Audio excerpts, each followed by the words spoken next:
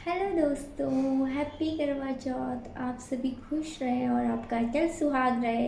आपके पति की लंबी उम्र हो।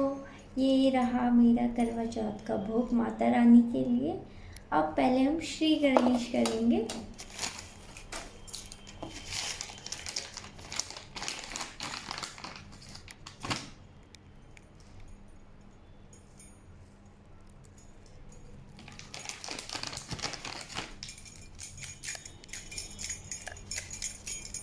और मैंने साड़ी इसलिए नहीं पहनी क्योंकि अब मैं पंजाबी बहू हूँ। पंजाब में बहू को नूह बोला जाता है। तो अब मैं बागा खानदान की बहू हूँ, तो फिर जैसा वहाँ पर होता है वैसे ही मैंने करना है। ये रहा बहुत ही सिंपल तरीके से मन से पूजा। जय श्री गणेश, जय माता रानी, जय माता रानी।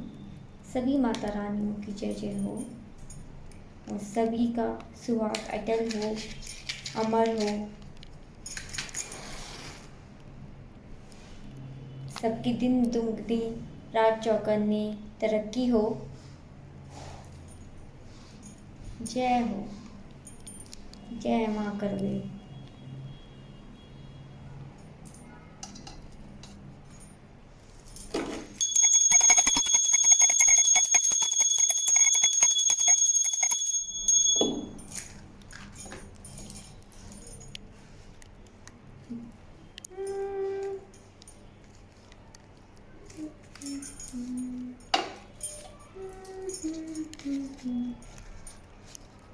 जय श्री गणेश, जय माँ लक्ष्मी, जय जय।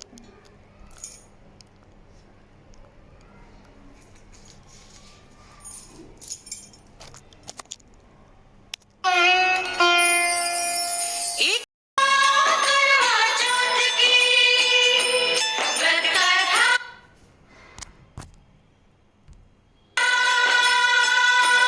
करवा चौथ की व्रत कथा,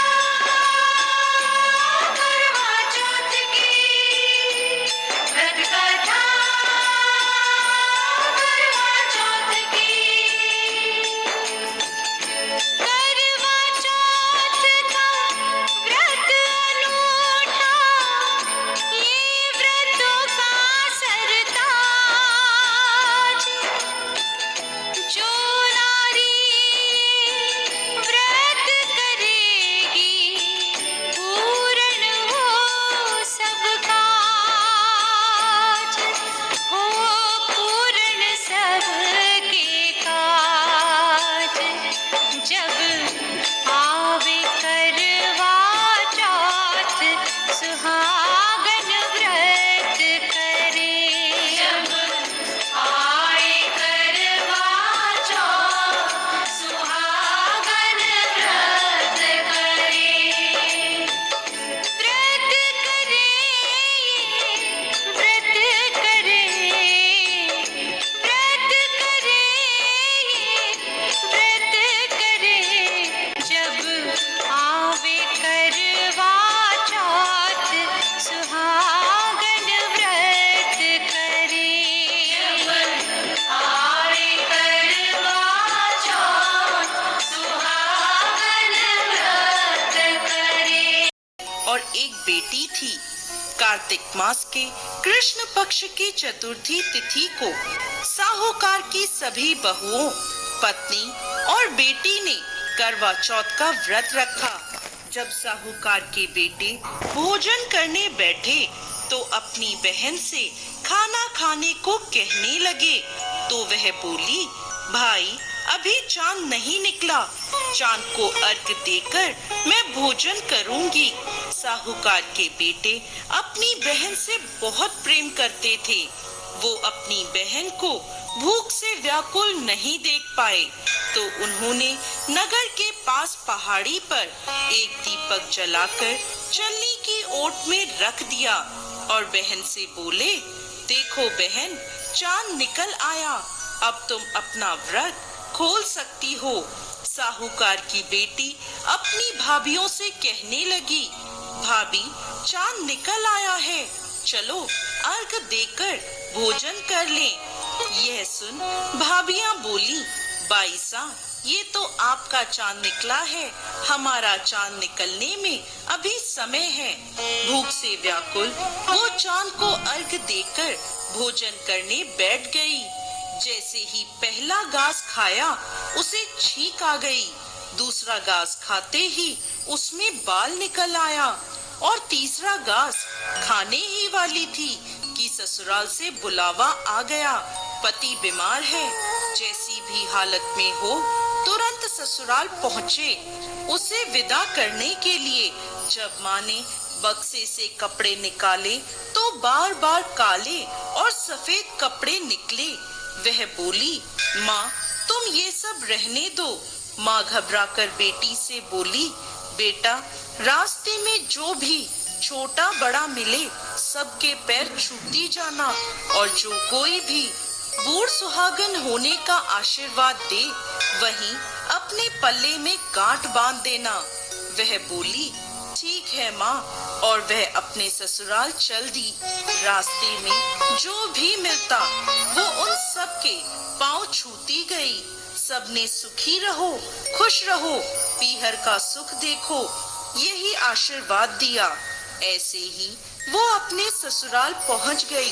ससुराल के आंगन में छोटी ननद खेल रही थी। जब उसके पांव छुए तो उसने आशीर्वाद दिया, सदा सौभाग्यवती रहो, पुत्रवती हो। यह सुनते ही उसने अपने पल्ले पर गांठ बांध ली। अंदर गई तो देखा उसके पति का शव रखा है और उसे ले जाने की तैयारी हो रही है। वो बहुत रोई। जैसे ही उसके पति को ले जाने लगे वो रोती हुई बोली, मैं इन्हें कहीं नहीं जाने दूंगी। जब कोई नहीं माना तो बोली, मैं साथ में चलूंगी। जब वह नहीं मानी तो सब बोले, ले चलो साथ में। सबके साथ वो शमशान चली गई। अंतिम संस्कार का समय हुआ तो वो बोली, मैं इन्हें नहीं जलाने दूंगी। सब बोले, पहले तो पति को खा गई, अब उसकी मिट्टी भी खराब कर रही है। वो नहीं मानी, अपने पति को लेकर बैठ गई। थक हार के सबने निर्णय लिया, इसे यहीं रहने दो, एक झोपड़ी डलवा दो। वो उसमें अपने पति को लेकर रहने लगी। अपने पति की साफ सफाई करती और उसके पास बैठी रहती। दिन में 2 बार उसकी छोटी ननद खाना देने आती थी। वो हर चौथ का व्रत करती, चांद को अर्घ देती, और जब चौथ माता आती और कहती, करवोले भाइयों की प्यारी करवोले, घड़ी बुखारी करवोले, तो वो चौथ माता से अपने पति के प्राण मांगती। पर वह उसे ये कहती, हमसे बड़ी चौथ माता आएंगी तब उनसे अपने पति के प्राण मांगना। एक एक करके सभी चौथ आई और सभी यह कहकर चली गई। अश्विन की चौथ माता बोली, तुझसे कार्तिक की बड़ी चौथ माता नाराज है, वही तेरा सुहाग लौटाएंगी। तू उनके पैर मत छोड़ना और 16 श्रृंगार का सारा सामान तैयार कर लेना।